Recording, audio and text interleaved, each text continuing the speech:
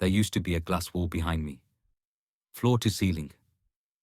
From there, I could see the office floor like a living circuit board, people moving, talking, colliding, controlled chaos. Except it wasn't mine to control anymore. My name was never on the door. I never wanted it there. I wasn't the loudest in the room, not the one who smiled in meetings or got tagged in group photos. But if the budget balanced, if the quarterly numbers lined up, if the software didn't crash in the middle of a board review, it meant I had done my job. That was all I cared about. I'd been with the company for almost a decade, long enough to remember when our break room was a hallway, and our CEO wore sneakers to pitch meetings. Now we had espresso machines, nap pods, and team yoga every Thursday. The culture changed. The names on the glass changed, and eventually my office changed too. They called it a realignment, said my skill set was more operational, more back-end. They wanted me to watch the foundation, the system I had built. It wasn't a demotion, not on paper, just a shift. My new desk was down the hall 2 doors from the server closet. No view, no nameplate. No one passed by unless they needed toner. They gave my old role to someone younger. He smiled a lot, liked words like synergy and scrum, didn't understand the data architecture, but communicated well. I didn't argue, didn't protest. I packed my things, my chipped white mug, my notebooks, the USB drive that still held legacy code from 2017. And I moved. They thought I didn't notice, but I saw the glances, the half-sympathetic looks. They thought I was past my prime, out of touch, replaceable. What they didn't know was this: I built their infrastructure. I knew where every vulnerability was buried.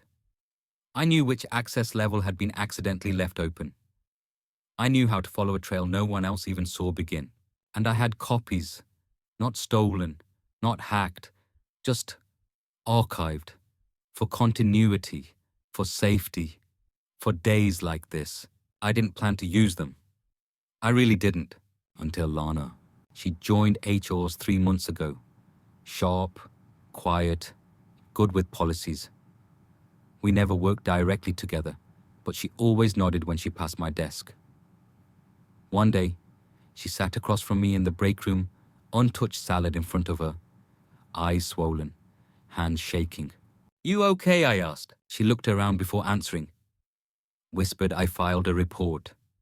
About someone. A VP. They told me. I might have misunderstood. Then she paused. Swallowed. They said I should reconsider because he's important. I didn't ask who. I didn't have to. I nodded. And I knew. I opened a file that night. A quiet folder buried in a quiet drive. Titled Integral Memos. Confidential access only. It had been sitting there for years. Waiting. Not for revenge. For validation. I didn't light the fire. But I'd kept the map. And the fire had just found its spark. It didn't take long. 2 weeks after they pushed me into the shadows, the signs began to show. The report stopped matching the data. Vendor payments were duplicated. The quarterly forecast missed a critical margin by 2.3%, enough to raise questions, not alarms. Not yet. But I noticed. And I remembered how many alarms I'd hard-coded to stay silent unless manually reactivated. They never reactivated them. The new guy, let's call him Jordan, was all charm and slide decks. He spoke in buzzwords and flowcharts, but he couldn't read the back-end logs if his job depended on it. Which soon it would. Meanwhile, I sat 3 doors down from the server rack. And I watched. I didn't interfere. Didn't send a warning. I just listened to the system I'd built. It still whispered to me in timestamps and transaction hashes. See, they thought they had stripped me of authority. What they didn't realize was, I never needed a title to see everything. Years ago, I helped design the company's internal audit structure. Role-based access, daily sync logs, redundancy layers that tracked every dollar, every document, every deletion. Most of the team forgot about it once the quarterly review stopped. I didn't.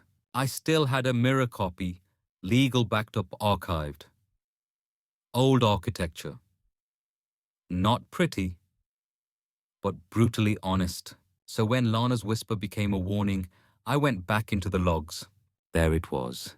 3 separate access points to HR complaints flagged with admin override. Same username, same timestamp, same VP. It wasn't the first time. I traced it backward. There had been 2 other women, quiet exits each marked performance review concerns in their final evaluations. Patterns don't lie, people do. And this time, HR wasn't just ignoring the problem. They were helping to bury it. I didn't get angry. I got ready. I started compiling. A timeline, a list of overrides, a record of when the system had been tampered with, who logged in from where, with which credentials. And I didn't just collect data. I built context. Every report that was dismissed, every log entry with a matching HR response time too fast to be reviewed properly, every document quietly reclassified or deleted after hours. I didn't label it evidence. I called it continuity, because when the house started shaking, they'd call it sabotage, but I'd call it structure. At night, I stayed late. Not because anyone asked, but because no one noticed anymore. Jordan left by 6:15 every day. I waited until 6:30. Then I logged in on legacy credentials, still tied to a compliance sandbox. Again, not illegal, just forgotten. I copied nothing. I exported nothing. I simply observed, and I documented. I wasn't the hero. I wasn't the victim. I was the record. Then came the moment they pushed too far. In a weekly stand-up, Jordan mentioned a system design flaw that had led to several payment misallocations. He smiled, looked right at me, and said, "Some of this is legacy architecture, built by someone who meant well, but didn't plan for scale." People laughed politely. I didn't, because I knew what came next. It's always the same pattern: discredit, distance, discard. I had let them shuffle me out quietly. But now they were writing the story for me. So I started writing mine. Not a blog post, not a Medium essay, just a folder. Ethics backlog, audit trail final. Encrypted, timestamps clean, source logs intact. No interpretation, no opinion, just data. And I waited, because when you plant truth into a system built on lies, you don't have to yell. You'll just have to let it grow. They thought I'd stay quiet. And I did just long enough for the numbers to speak louder than I ever could. The board meeting was scheduled for 9:00 a.m. I wasn't invited. I didn't need to be. 2 nights earlier, I had sent a single email to the audit committee's independent liaison. No subject line, just an encrypted zip file and a quiet message. For your compliance archive. Timestamp logs attached. No additional commentary. I didn't sign it. I didn't need to. Inside the file were 3 years' worth of system, metadata, structured cross-referenced, and mapped to every HR override and internal complaint involving a particular senior executive. The logs didn't accuse. They simply connected. Every deletion had a corresponding approval. Every closed case had a pattern of interference. And all of it came from accounts created and managed by the same 2 people, the VP and the head of HR. I didn't sit back with popcorn. I didn't even check my phone that morning. But by 10:13 a.m., the murmurs began. A security badge was deactivated. Then another. Slack messages froze mid-conversation. Calendars were locked. Access permissions began to reshuffle. By noon, Jordan was no longer in his office. By 3 p.m., neither was the VP. No announcement, no explanation. But I saw the signs, the quiet ones. Closed-door meetings with legal, IT pulling devices from desks. People talking in hushed tones near the elevators. Lana didn't say anything to me. She didn't have to. That same day, a mass email went out from the General Counsel's office. Effective immediately, the company will be conducting a third-party review of its internal reporting systems. All employees are encouraged to cooperate fully and provide any documentation relevant to recent concerns. They use the word concerns. They always do when they mean cover-ups. I kept my head down. No one came to my desk.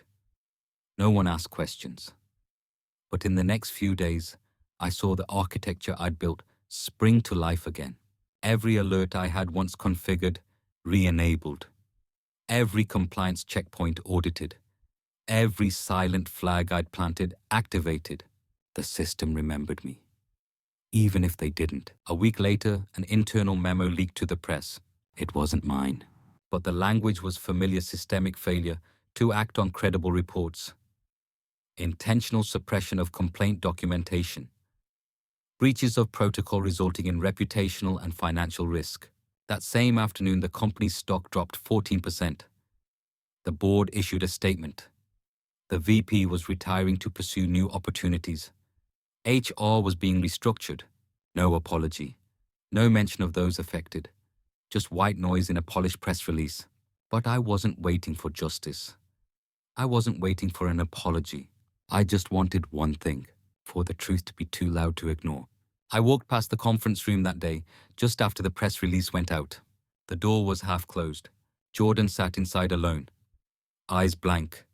Laptop still open, showing redacted lines of a compliance report he didn't understand. He didn't look at me. He didn't have to, because he knew. I didn't destroy anything. I just let the system tell the story exactly as they built it. I didn't burn the place down. I just stopped holding the fire door shut. 2 months later, my resignation letter was still sitting in drafts. I never sent it, because I didn't need to leave. Not yet. The company around me was already hollowing out. From the outside, everything looked polished. From the inside, it felt like scaffolding held together by apologies no one dared say out loud. The VP was gone. HR had a new interim lead, someone from legal stiff and visibly uncomfortable in all-hands meetings. Lana transferred to a different department, lateral move, they said.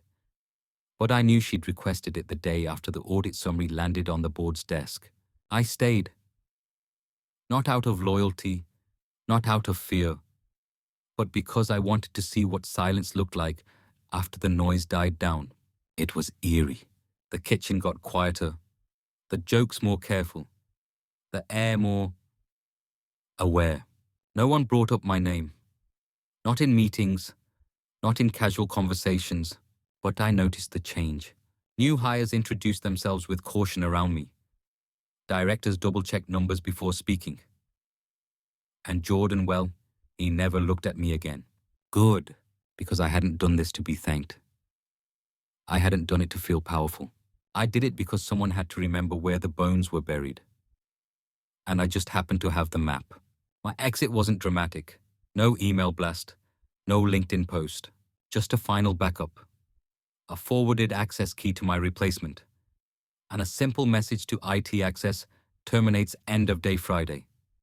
Thanks. I walked out the same way I walked in 10 years ago, quiet with purpose. But not the same person. Back then, I thought keeping your head down was survival. Now I know sometimes survival means making sure the damage doesn't happen again. I didn't go to a competitor, didn't build a revenge startup. I became a quiet consultant, helping companies build systems that can't be quietly broken. No press releases, no speaking engagements, just cleaner code, cleaner audits, cleaner air. I got a message last week, an old colleague from finance. She wrote, "We're still recovering from everything. No one said it, but we know it was you. Thank you." I didn't reply. There was nothing to say, because I hadn't done it to be remembered. I had done it so no one else would be erased. The system failed. I didn't. And now neither will she. Subscribe, leave a comment, and follow me to hear more incredible stories coming your way.